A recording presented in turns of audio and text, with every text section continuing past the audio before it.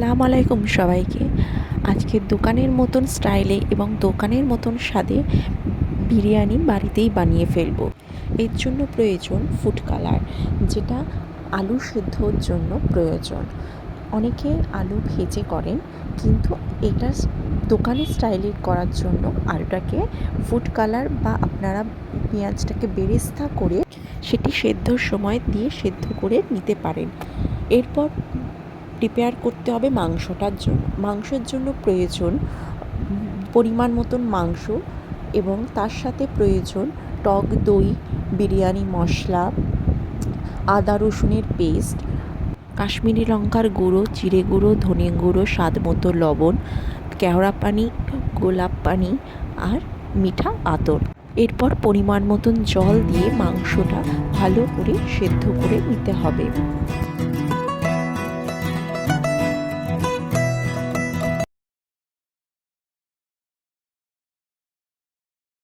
এরপর বিরিয়ানি রাইসের জন্য আমি চালটাকে ভালো করে ধুয়ে তাতে পরিমাণ মতন জল দিয়ে বিরিয়ানির মশলা এবং সামান্য ঘি দিয়ে সেটাকে চাপা রেখে আধ ঘন্টার মতন রাখার পর রাইসটা রেডি করে নিলাম।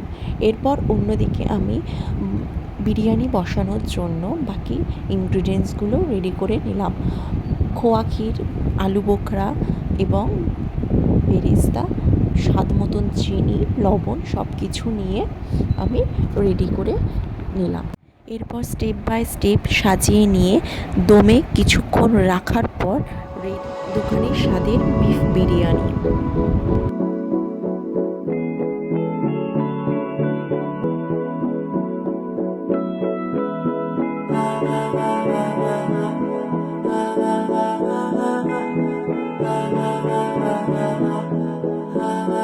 तू मेरा कोई ना होके भी कुछ लागे, तू मेरा कोई ना होके भी कुछ लागे।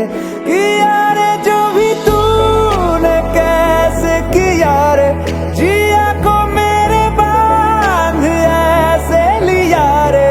समझ के भी ना समझ मैं सकूं सवेरों का मेरे तू सूरज लागे।